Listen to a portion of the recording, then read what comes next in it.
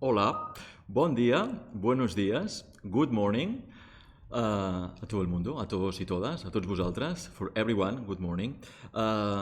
This is Alex Navarro. I am responsible for Creative Europe Desk Media Catalunya. And this is another session of Hashtag Europe Calls. That it's a program that we set in order to make approachable all those calls in Europe, markets and possibilities of finance for the culture sector and audiovisual sector. And today it's a session that again is going online, but usually, not every year, but almost every year, we are pleased to receive the London finance co-production market and having a close friend and that I'm going to introduce in a minute. That's the purpose. But today we try to do a kind of a combo that goes together. Remember, in the last chapter we talk about co-production with Eurimage, and now 1 week later we do kind of mixing records with this fabulous market. Whatever it's the situation after the Brexit, there is a place to be. So it's my pleasure now to introduce you Elena Mackenzie. Elena Mackenzie, and I like to read the title since I don't have a teleprompter, Head of Foreign Investment and Business Development at Film London. Welcome, Elena, this morning with us. Thank you to be with us. I remember wonderful physical sessions in 2016, 2017 with Catalan producers. And this is important. The second part, and I will tell you in a minute, is with Mr. Adrian Wotton. It's Executive Director of Film London and British Film Commission. And on top of that, he has the Order of the British Commander that I think is a fabulous cherry on top for his service to the film industry. Welcome, Adrian, and thank you for... Buenos dias. Thank you for making time in your busy agenda to be making team player with Elena this morning. So in order to be brief and to maximize the time, how is going to work? The rules, yes. The first part is going to be kind of an interview, entertaining, I hope, for all of you, with Elena regarding the call for this market. It's closing very soon. Elena is going to tell us everything about it. And the second part, Adrian is going to tell us about the right update, what's going on regarding UK facilities for co-production, and which is the role, the new role, even under COVID-19 in the industry field in Europe. So a little bit of a context. What happened? Why we're doing this online? We are completely, we know the context. It's the movie theaters are completely opening now. The ticketing is going down. Disney is very happy. The audience is afraid. We have to recoup the trust on the audience. Everything goes online. We have to be more selective regarding the zapping activities that are happening everywhere, like cannibalizing here and there what's going on. And at the end, the culture has a cost. But the places to finance still are working, but changing gears, going into digital. That's why now it's time to present the new version 2020 of the market. Welcome once again, Elena. And first question, it's the goal of your market. Tell us. Well, ordinarily, well, this year I would say the goal of the market is to actually do it. Is actually to have a market after all of this situation with the virus, etc. There was lots of discussions as to whether we would actually be able to do it. So first and foremost, I'm just really pleased to be able to say that we are actually doing a version of it. But ultimately, the goal of the market, and always has been, is for it to enable a film project to hopefully get a portion of financing for the film project's progression. I have always said, and you're never going to be able to come to the market and get your film fully financed wholly, but you will probably ideally get maybe the next 20%, or maybe you'll pick up a sales company, or you will walk away with something that you didn't have before. Would Elena? Oh, by the way, sometimes my brain is rusty. You have in the channel YouTube. You can have in your column. You can make questions, and at the end, all together, we will try to put all together the questions or select the ones that are more important. We will offer at the end questions and answers to Elena and Adrian. I was going to ask you, Elena, along those 14 years, how been evolving the market regarding, as you mentioned, big projects into that new strand, like the new talent strand? Yeah. Yeah, well, the first couple of years we did the PFM, which is the production finance market, we kept it to projects that were around about 1 million euros and above. And then after a couple of years, we introduced a new talent strand, which was then called micro market, but we now call it the new talent strand. And that is for projects that are from like 500,000 euros up to 1 million. And so there's two very distinct differences between those two sections of the market. The new talent one, for instance, has a lot more sort of mentoring and more of a training, pitching sessions and sort of that kind of thing attached to it. Whereas the PFM, and it is really for emerging sort of producers, whereas the main body of the PFM, which is for those projects with 1 million euros and above, it's for more established producers who kind of know what they're doing. So there's two very different elements. So, in order to give information to our audience, for the ones I know, for the registration, that there is people that they know already the market, but they want to know the update. But for the ones that they never been there and it's a good chance to go, which type of variety of stakeholders you can offer to them? So our partners. Yeah. So, well, our partners are, in terms of our UK partners, you know, we do this within the London Film Festival. We've always produced this and delivered this within the London Film Festival. So it provides the London Film Festival with an industry event. So the BFI separately is also a partner of ours on this, in terms of one of our funders, and so is the Department of International Trade. So those are the kind of funding partners. Our international partners are, we're working with organisations that are similar to Film London, actually, similar to us, similar to Catalan Film and TV. So they would be, you know, that we're working with the Netherlands. We work very closely with you guys. We work very closely with our friends down in Andalusia, with the Andalusian Film Commission. We work with Canada, we work with Italy, we work with France, we've got a new partner this year, which is South Africa.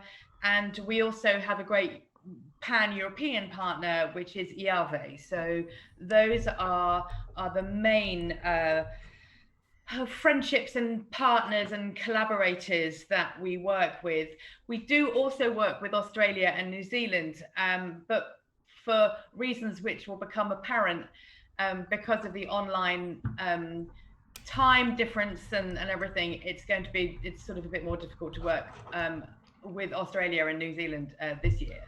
And one of the fashionable words all the time in the media program is about innovation.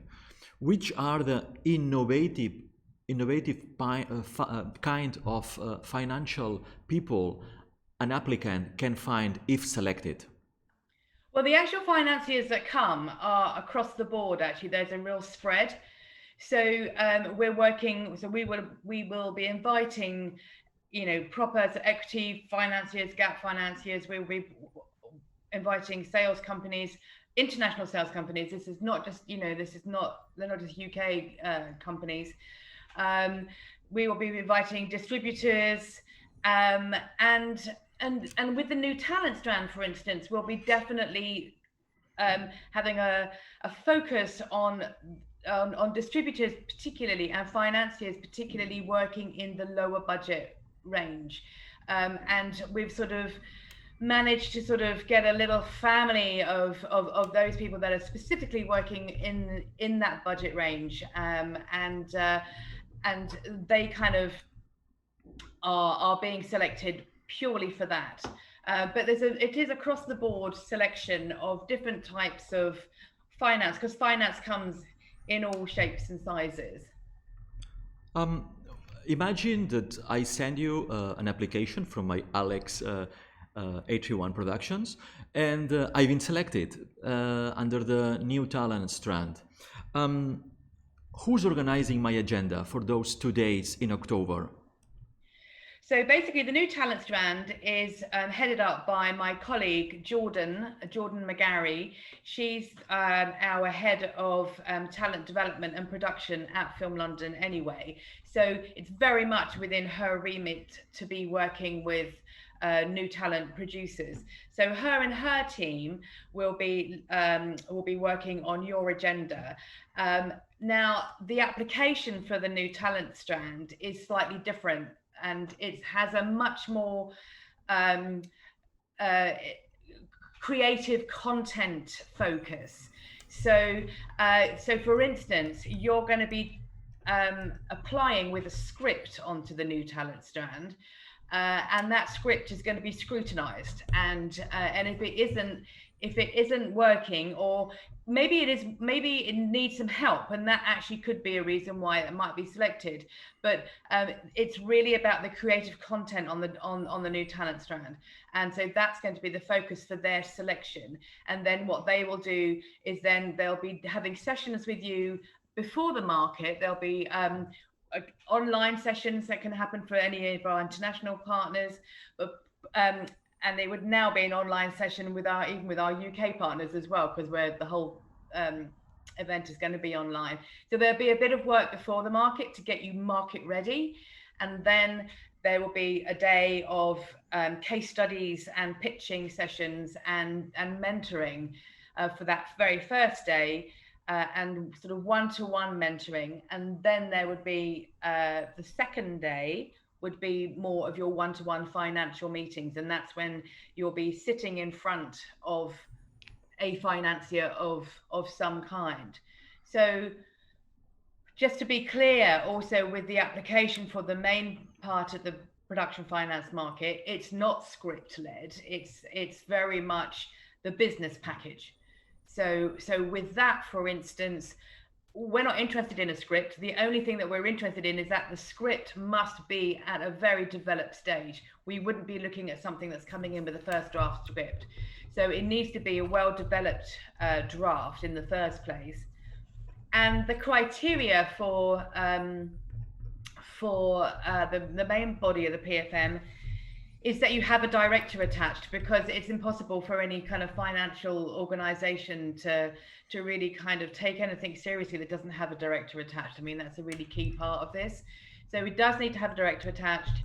There needs to be around 30% of the finance in place, that can be tax credit. So it doesn't have to be money in the bank.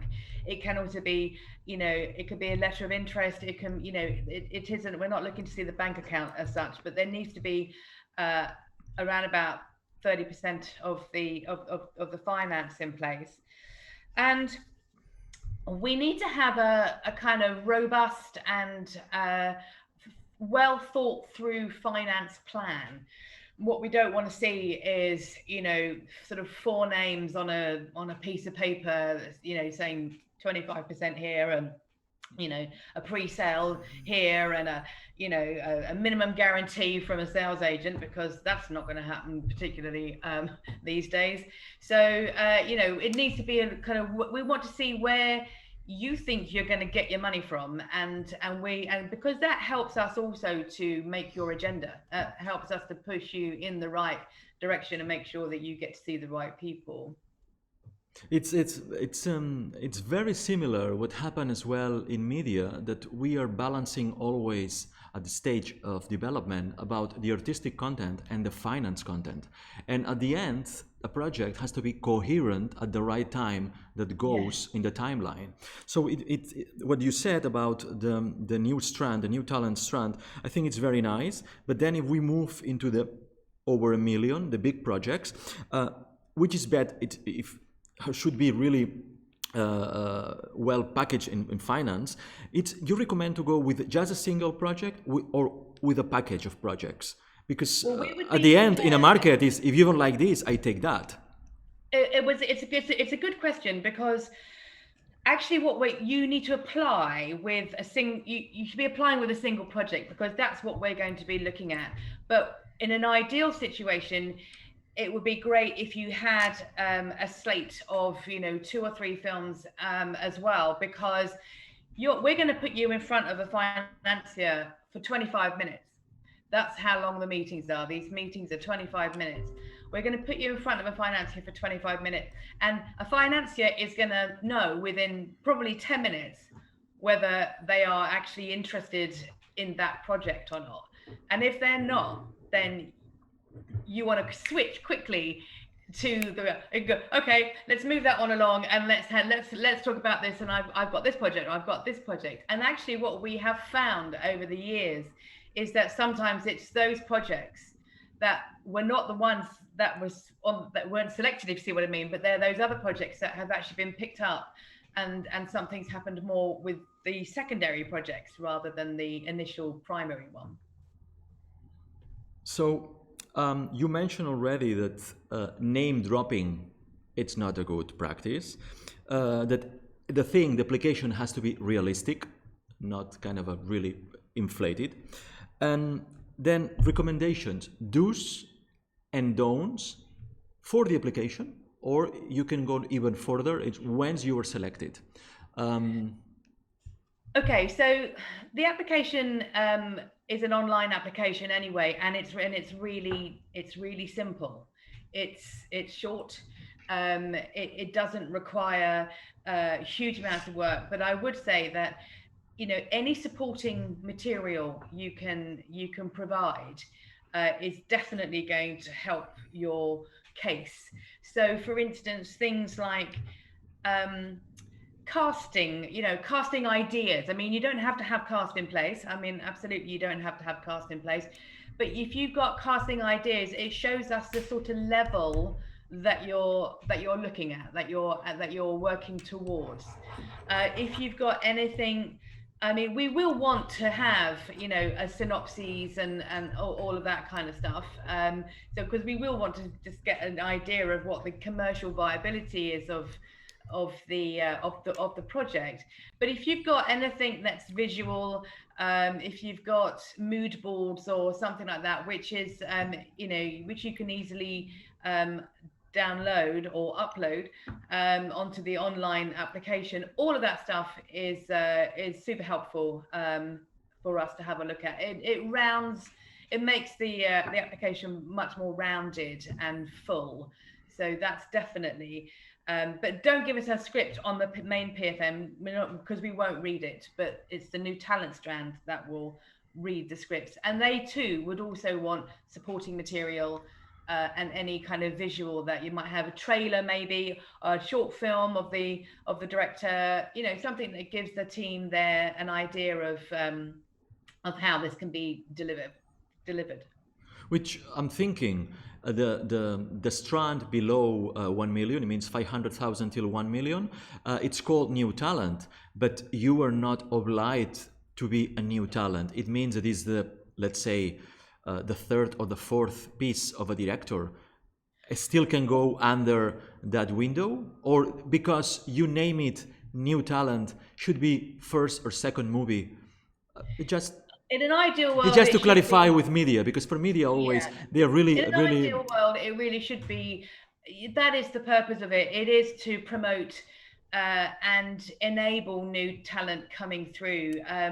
It's kind of, I know that budget level is obviously going to be a budget level that that's third or fourth time directors and producers are going to be working with, absolutely, and particularly if they're working in documentary. But really and truly, the idea of that section is we've always got to be having people coming through the chain, and so if you were a third or fourth time, it's probably, it would have to be quite an exceptional project, I think, for us to accept it. So now my last two questions is about all of this wonderful place to be, this time online on the middle of October, and deadline, don't forget, for apply July 6th. There is any cost to apply, or only when you're selected, or which is included? Now it's, it's like, I am so nice, this is the place to be, but it has a cost. Yeah, so basically we had a look at that, and normally with the sort of normal physical event that we do every year, there's no cost to apply, but if you're selected, there is a participation fee, and that's normally about £300 for the main PFM, and it's £200, I think, for the new talent strand. So those costs will come down. There will be a fee.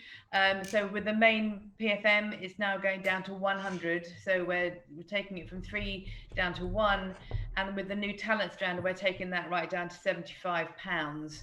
So we're very aware that a lot of the producers that are going to be applying haven't been able to work for the last 3 months and so earn any money. So that's very important to us to make sure that we don't price it out of their marketplace. But at the same time, there's some overheads and costs and everything that we have to cover too. So there is a small charge. The application, as you say, is up on the Film London website right now, and we've sent it to you.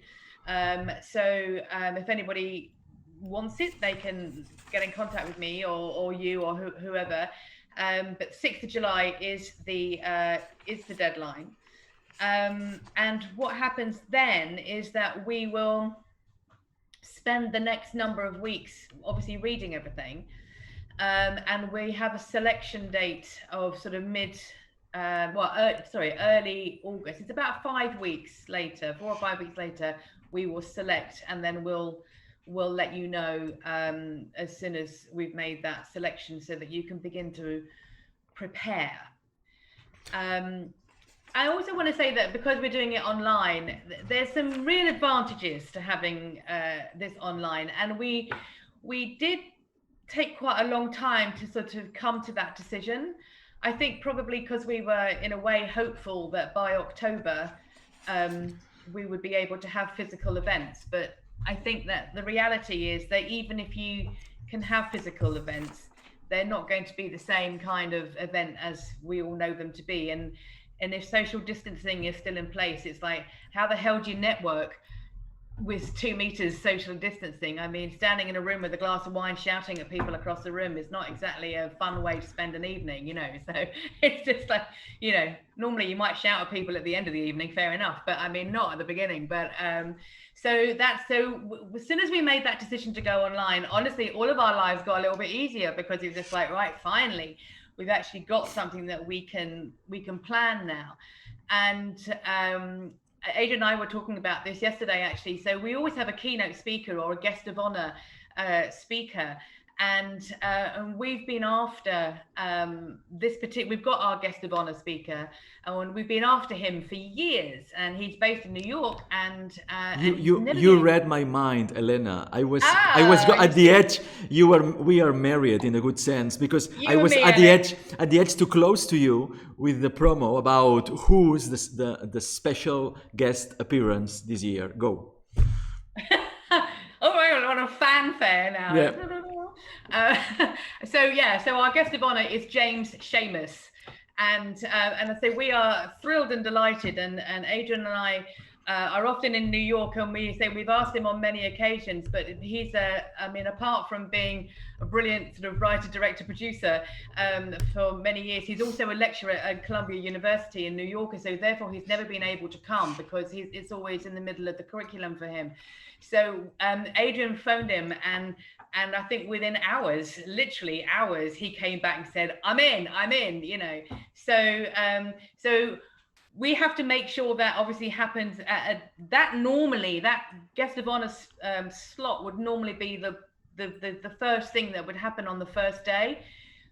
We're going to have to make that happen later on in the day because of the time difference, because he's in New York, obviously. But we're absolutely thrilled, and I think that he's got such an incredible body of work that it's going to be a terrific session with him.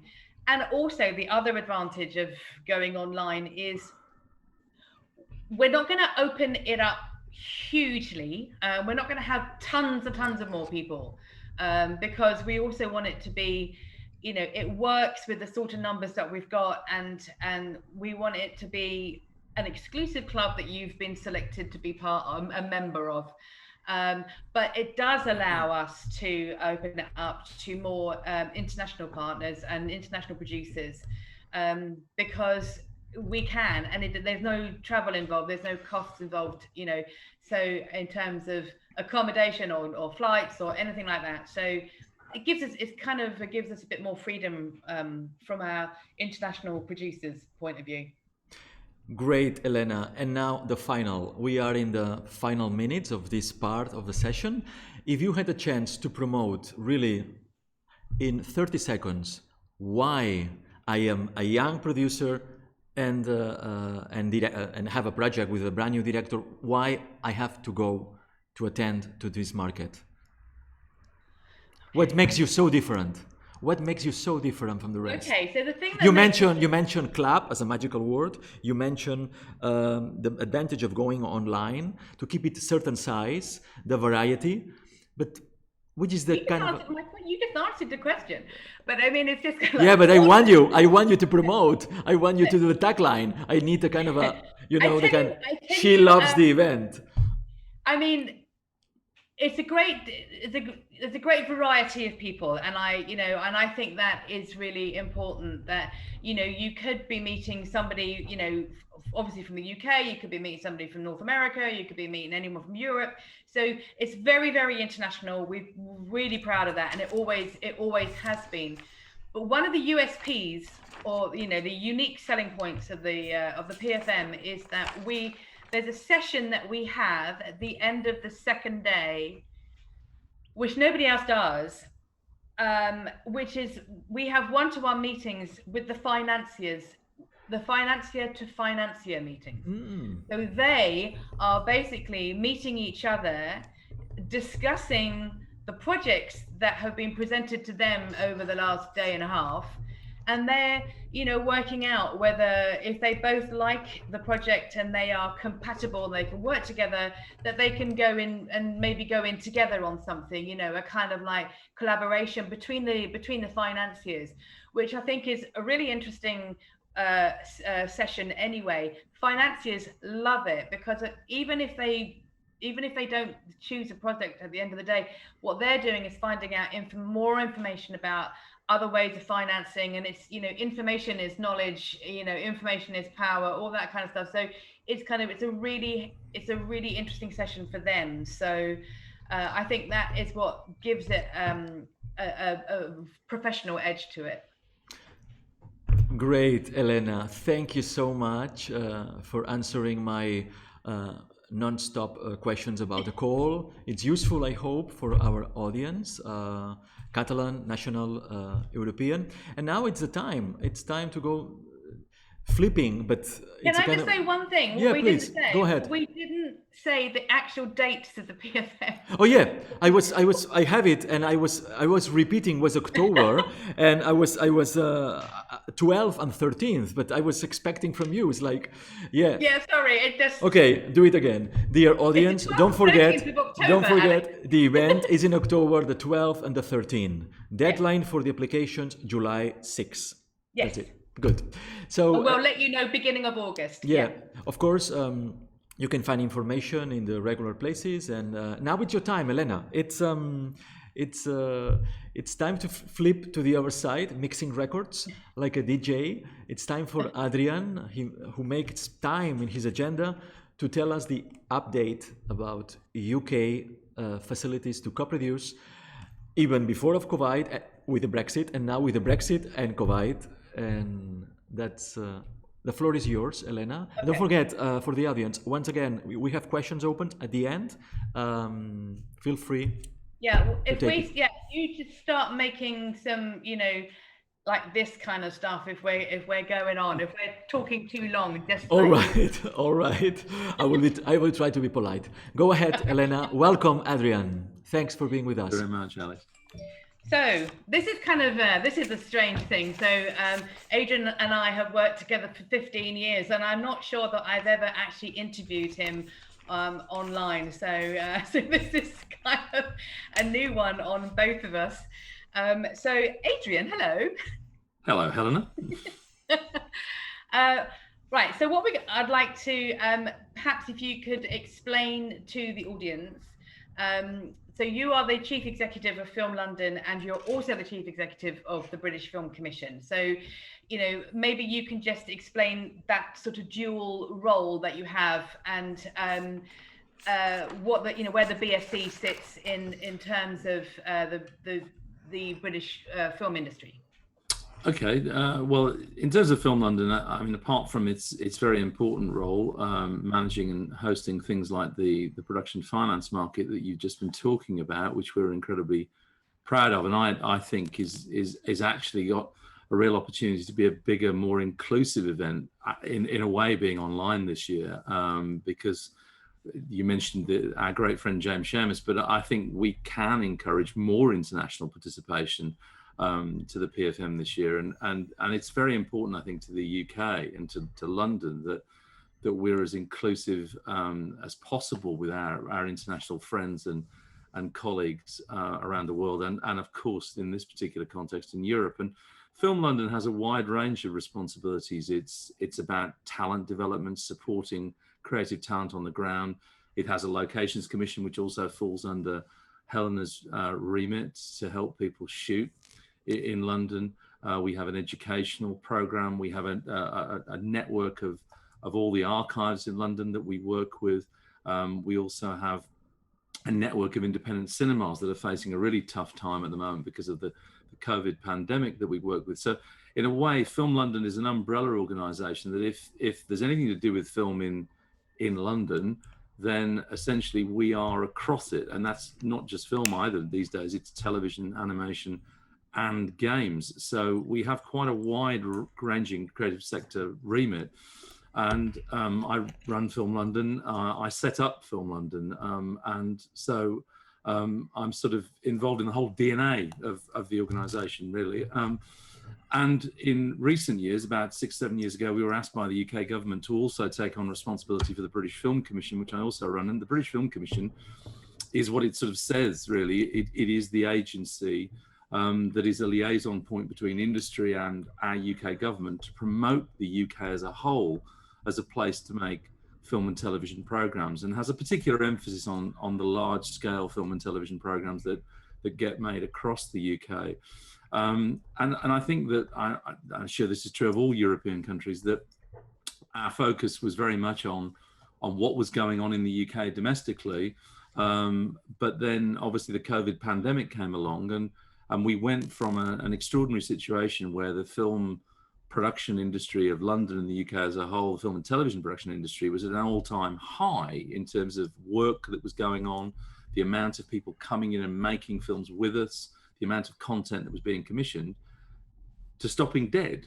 And we went from more or less full employment, thousands of people employed, and literally billions of pounds worth of production on studios and on location in the UK, to nothing, to zero, with the exception of news and broadcast from about the second week of March. And that was just like I'm sure in Spain, just like in all the European countries in the United States and elsewhere, that was a terrible shock and an incredible economic hardship for our production companies and our workforce. Yeah, I mean, everything fell off a cliff, I think we said, didn't it? And it was sort of like, it will be something that I think that I'm sure that the audience have the same, similar views. It's just like, it came as a great shock to everybody, the speed of which everything happened. That, literally we were in the office one day and the next day we weren't, and we haven't been back there since. So we had this period of time, which was about 2 weeks, where we all kind of settled at home and got IT working and everything, and everyone started to realize this was now the new normal. And then after about 2 weeks, a couple of the phones started to ring from the major US studios about, what was happening in the UK and what was happening in terms of filming again. So that prompted you to do the guidelines. So perhaps you could explain that process of what the new guidelines are, what they say. And I think there are sort of different versions of them. Well, there are different versions of them for different sectors of the industry. So maybe you could just explain what those are. Yes, certainly, Eleanor. I mean, you're absolutely right. I mean, we went through 2 stages. The first stage in the UK, and I'm sure this is true across Europe, was that we had to basically, first of all, try and provide every method of support we could for our production and our workforce that were really struggling economically. And the government worked very closely with us to put in support and mechanisms, hardship mechanisms. But it became rapidly apparent that what we needed to do very quickly was move from a situation where we were just trying to help people in economic hardship to how we were going to get back to work again, how we were going to recover, how we were going to get film and television back into a position where people could start making things again. And that became an enormous exercise. And I think from my point of view, it's the largest thing I've probably ever been involved in my entire career. And it's the largest, I think it's the largest consultation exercise a film and television agency has ever done, not just in the UK, but I suspect anywhere in the world, because we consulted every aspect of our workforce, of all of our public and private agencies, the trade bodies. We consulted with every section of the industry, not just in the UK, but internationally. In the US, the proposals went to the whole Cineregio network of Europe for comment and input. We ended up receiving thousands and thousands of responses to the guidelines and the proposals that we put together. And the broadcasters in the UK produced a small set of strategic guidelines that would look at domestic television. But we were doing something much more comprehensive and much more detailed that looked at every facet of the production process, from costume, hair, makeup, through to catering, through to, vehicle transportation, through to accommodation, through to on-set, off-set, location. And we had to consult with the nations and regions of the UK because they have slightly different legislative structures. We made specific with Film London, there's a whole set of specific London location proposals that are an annex to the overall guidance. And we had to go through every government department, the Health and Safety Executive, Public Health England, and that took days and nights, weeks, weekends to agree that we basically took every possible facet of production, consulted with the industry, and put that together with the government scientific, medical, and technical advice to create one set of guidance that we could publish. And through a really, I have to say, exhaustive but painful process, we produced a set of guidance, which I think is one of the most comprehensive set of guidance on shooting, on making films that exists probably in the world. And we published it on June the 1st, and it's under constant review. It's not a document frozen in stone, and it looks at everything from testing, cleansing, sanitation, team working, shift working, how you can do particular things, how people have to modify in order to shoot. It looks at schedule and time, health and safety training that is so critical to production, and put all that together. And as I say, it's under constant review as advice and government guidance changes. And we published it on June the 1st, and as Helen is aware, it was almost like a passport. Literally the day we published the guidance, pretty much all of our film studios in the UK reopened, and £1 billion worth of production that was mothballed started running risk assessments and started going back into pre-production. So in that sense, it's worked. I mean, there's other things, there's other issues that still face us. Cost is a significant issue that we're having to look at, because the protocols inevitably mean more cost because they mean more time. And also we're looking at insurance. I think this is a Europe-wide, worldwide problem. Yeah. For high-end film and television, to a certain extent, the very large studios, very large streamers insurance isn't the same level of issue, because to a certain extent they have blanket insurance policies. They have insurance that they'd already taken out before COVID that's still legitimate, and they also sort of self-insure with their own assets. But for domestic television and independent film, and the kinds of films and co-productions that I'm sure a lot of the audience on this program are considering, insurance is a major issue, and we're working very, very closely with the government on insurance as an additional parallel part of us publishing the guidance.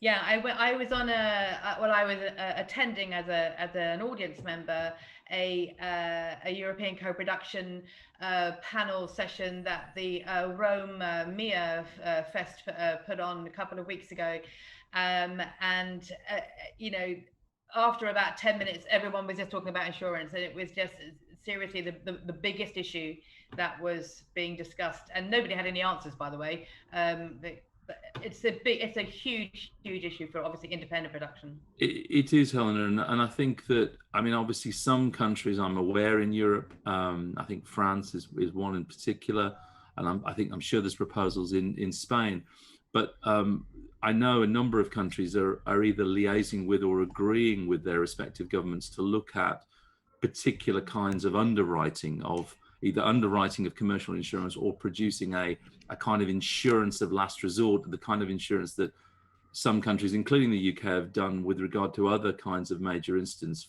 floods, fire, terrorism insurance, where government has underwritten that.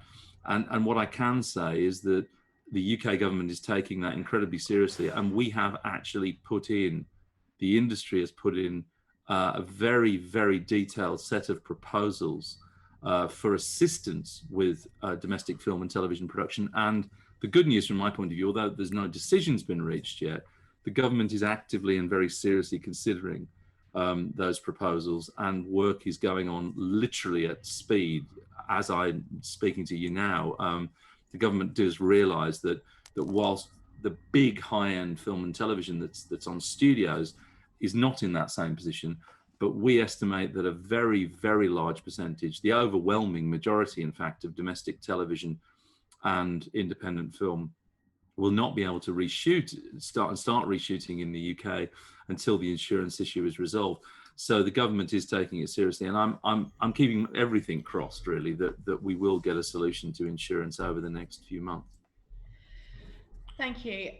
Now, so cast your mind back, pre-COVID, seems like about 16 years ago now, but in February, when we were in Berlin, and we were talking with Alex actually about doing this session that we're doing now, obviously coming over in person and doing it.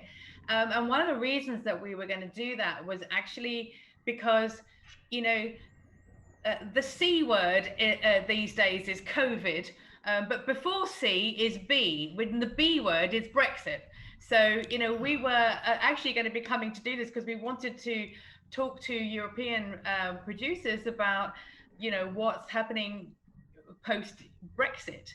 So obviously COVID came in and just superseded anything to do with anything to do with Brexit. So maybe we can just have a little chat, Adrian, maybe you can sort of just where the UK is in terms of sort of international co-production, European co-production, and from January onwards, kind of how we see that working. I mean, there's a will and a desire from the UK film industry definitely to keep on working with European partners. So maybe we can touch on that. Sure. I mean, obviously, I think we have to leave aside the immediate situation in terms of COVID, because, things are changing so rapidly. And obviously, we can't do any co-productions between our countries at the moment because nobody can travel anywhere. so it's kind of, the respective quarantine regulations, etc., mean that everything is suspended. So we have to look beyond that and aside from that, because it's not sensible to think about it in that context. I think that there are unknowns and uncertainties. Obviously, the negotiations really have only begun to get going again in terms of what kind of trade deal may be developed between the UK and Europe post Brexit, and obviously that's been slowed because of the COVID pandemic.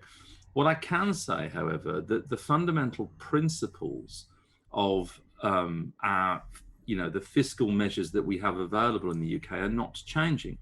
And there will be individual discussions around co-production. I mean, currently all the existing co-production treaties are in place. They are in place, and they continue through the transition period.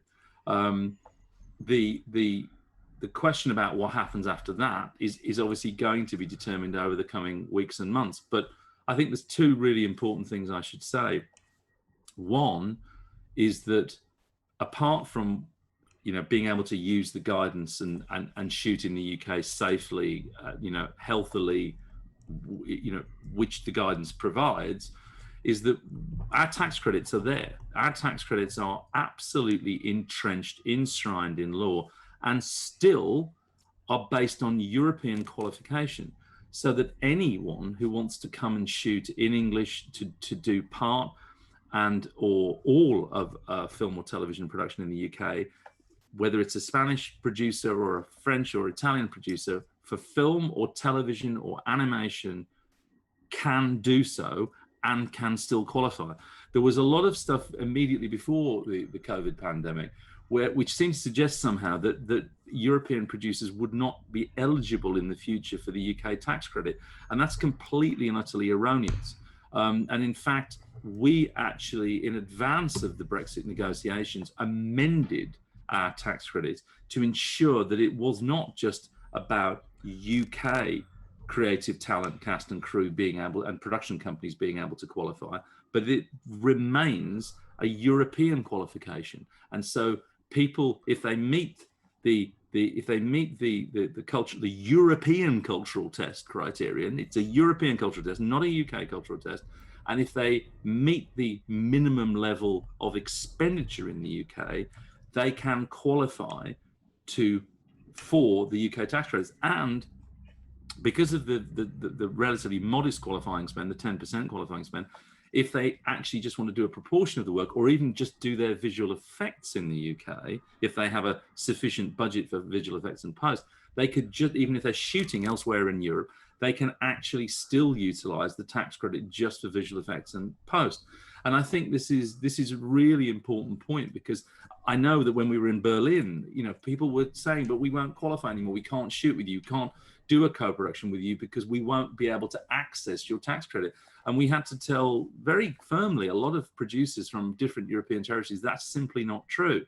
I think the other significant thing from my point of view to point out is people have said, well, because you're coming out of the commission, essentially, will anything that gets made in the UK still qualify as a European work? Because obviously there are very important quota systems that are built in into acquisition for television, for platforms, etc., around Europe. And because we remain very firmly and committedly as signatories to the Council of Europe, we are still actually a European qualifying country for anything that's shot in the UK. So again, if it's a Spanish production company or any other European company that wants to make something in the UK, whether they want to make it in English or another language, they actually will still qualify as European works that can be acquired across Europe by all of those platforms, broadcasters, etc., etc., etc. They will not be disqualified because we remain members of the Council of Europe. And so those two things that for me are quite fundamental about the business as usual.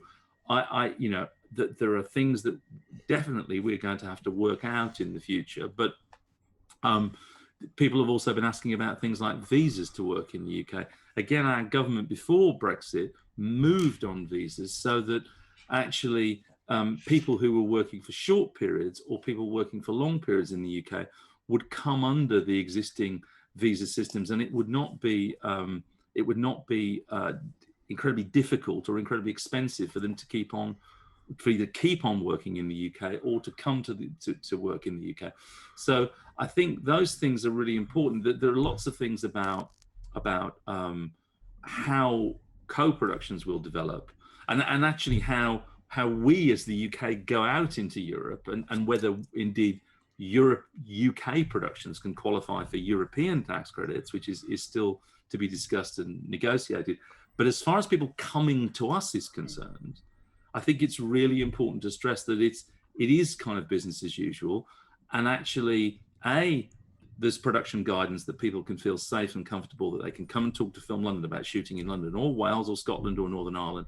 There is a framework and a roadmap for them to work safely in the UK.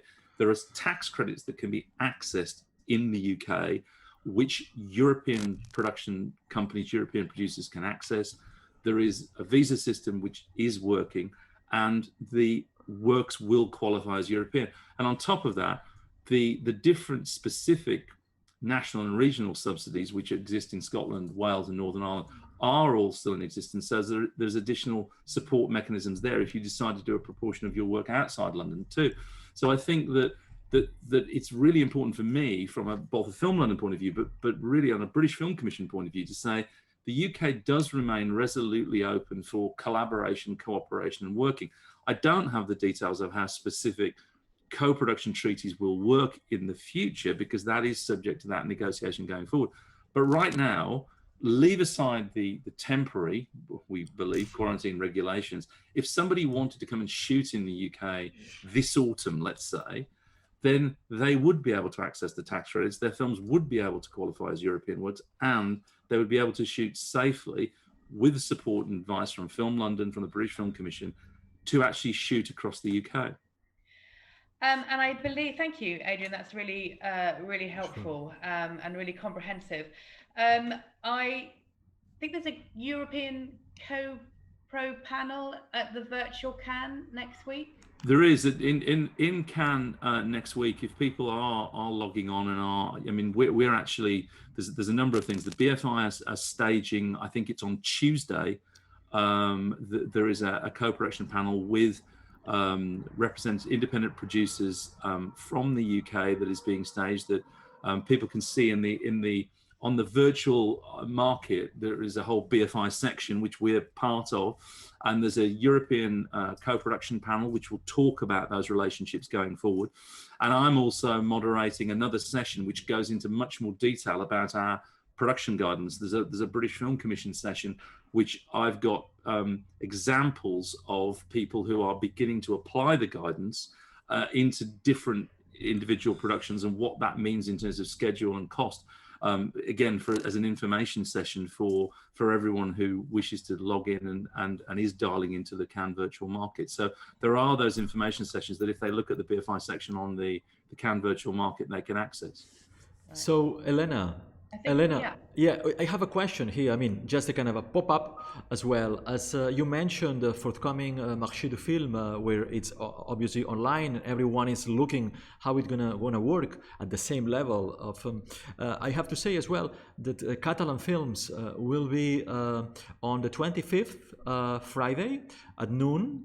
And we're really proud because my director, my host organization along media in Brussels, Miquel Curanta at ITHEC, will present a very innovative call of support for minority co-productions in order to attract other co-producers. And it's going to be with the voice, of course, Miquel Curanta will be there, of our good friend John Hopwell, editor of Variety, and with Fernando Belnido, the Setembro Films, and let me check my notes, and Catherine Pors from Snow Globe.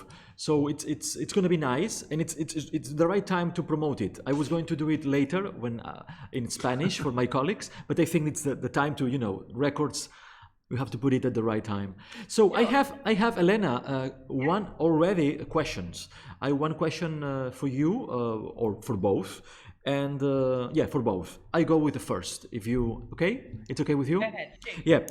First question comes from Anna Stanitz, and she: does a project have to have a UK content in order to get funding in UK?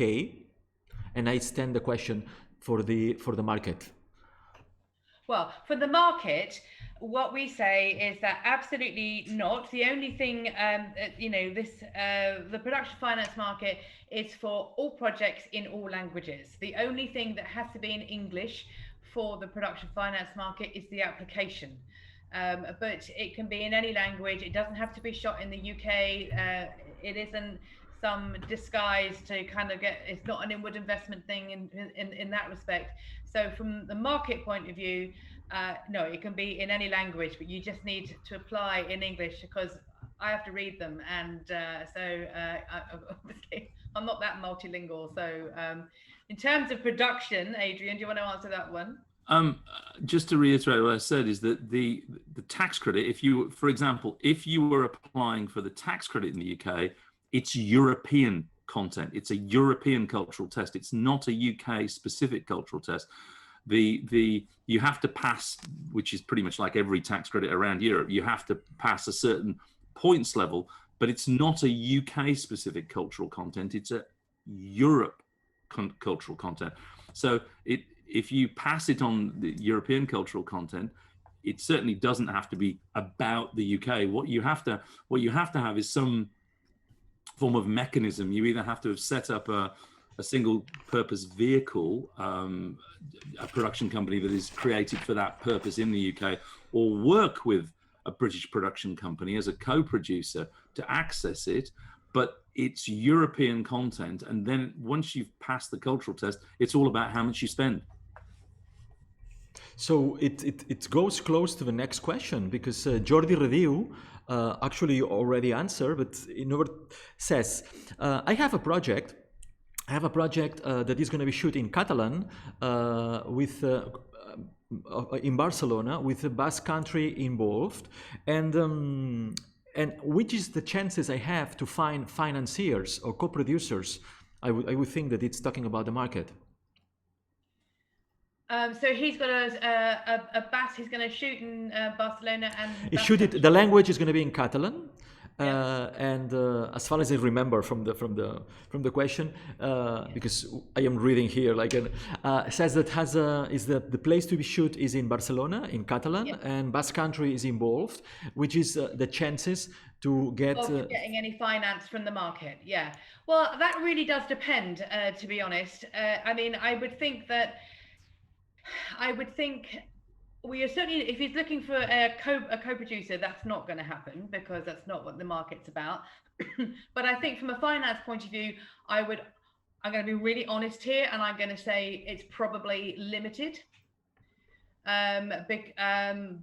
because of the nature of the financiers that we have. If it's going to be very, very, Basque, Spanish, Catalan, then you're it just depends on who our financiers are going to be. And we kind of don't make the decisions on the financiers until we've seen the range of projects that we're going to be selecting.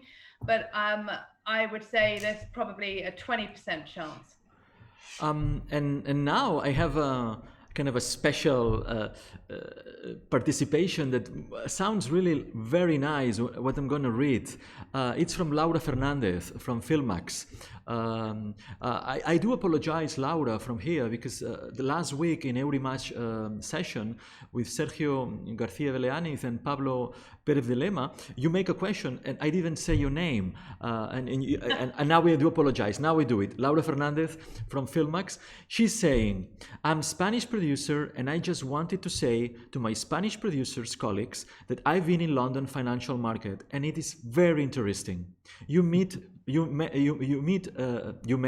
very important and interesting people, and it's very well organized. You can choose the people you would like to meet, and they organize your agenda, and you receive it few days before. It's very intense, but a great opportunity for your project. and it's very Love nice. your laugh. It's not planned. It's not planned. I have to say that Filmax, it's not really a small Well, I mean, company, but it's very nice that Filmax have the have been a perception, great of the sponsor. sector. Yeah, I mean, I have to say that over the years, we have, well, I've told you this before, Alex, you know, we've had a fantastic range of Spanish producers that have come to the PFM over the years. And so if we're looking at if we're going to break down the European territories as to how many come from each European territory, Spain is up there as one of the leading territories that actually attends the PFM. We have a terrific relationship with the whole of Spain, and Filmax are, you know, what I call a regular offender. I mean, they come often. You know, it's kind of, you know, they you know, there's lots of different ways in which sometimes they might come on one side of the table, and another time they might come on the other side of the table. But they are they're a terrific example of how it can work for a Spanish company. So, in order to be in the typical British time, it's I think it's noon, and we've been selecting the questions. I have some questions here. If you want, I go through one of my questions. Are you okay with that? And we can wrap it up. Yeah, I have in the market, Elena, how it's specifically when you're presenting, of course, the application should be done in English, but how it's the percentage of projects that are shooted in another language? Are you prioritizing projects that they have international dimension because they're going to be shooted in English? Because usually in media, it's something that we are perceiving about the European approach, for sure, and the international approach for different aspects from the content and from the stakeholders involved, like distributors, sales agents, whatever. But which is, at this stage, are you prioritizing the shooting language? No, well, okay, so what happened was that, you know, I'll be diplomatic in how I say this, but obviously there was a time when we were receiving funding from Creative Europe, the split had to be 50-50. 50% of the projects that we selected had to be European, continental European, and the other 50% had to be UK and the rest of the world. So when we stopped receiving the funding from Creative Europe, obviously that had to change somewhat because we had to actually reduce the size of the market anyway, and we couldn't have as many international producers come because we simply didn't have the funding to be able to accommodate everybody. The beauty of doing this online, I'm saying one of the advantages of doing this online is that we don't have those costs anymore. So we can certainly open up the applications a lot more than we have been able to the last 2 years to more foreign language projects. Again, you know, to be honest, they get selected on the merit of the project itself, and there isn't a bias towards any language, but we will always have to be recognizing who the financiers are, and we get a lot of people apply to us to be the to come as a financier. So we'll have a look at that range of people that want to come, and we will make sure that some of them work in foreign language productions. So there isn't a bias. It's really based on the project itself. And my final question goes for Adrian. I was last week in a session of Erich Pommer Institute talking about how was, and you mentioned that before COVID, the stop of shootings and then the rescue part and the rebuilding, like restarting, rebooting. So, and I like very much, you mentioned your wonderful guidance, the guidelines that you publish. How it's explained in the guidance, the possibility that if the pandemic it's coming back and you have an actor from another country and you have to fly him back or fly her back, or you have to keep her under quarantine, All those things are as well regulated. I know that it's an organic document, but it's something, I'm talking an actor, but could be any member of the crew that are coming from different countries, because it means that producers have to have prepared plan B, like replacing the actor or postponing or paying all that time. So is that part? Because it's very interesting. I'm talking more for Catalan, Spanish producers that are already involved in co-production. I mean, we absolutely do cover in the guidance. There's whole sections in the guidance about health and safety and about how people protecting themselves before they come onto set. You know, the testing, both temperature and other testing. Looking about how actors, cast and crew are kind of isolated and separated extremely carefully about PPE. It does cover all of those things. Obviously, this isn't a legal framework we've developed. This is guidance so that what we basically say to people is consider these different elements and how you protect your cast, how you protect your crew, what you should consider in the eventuality of this or that.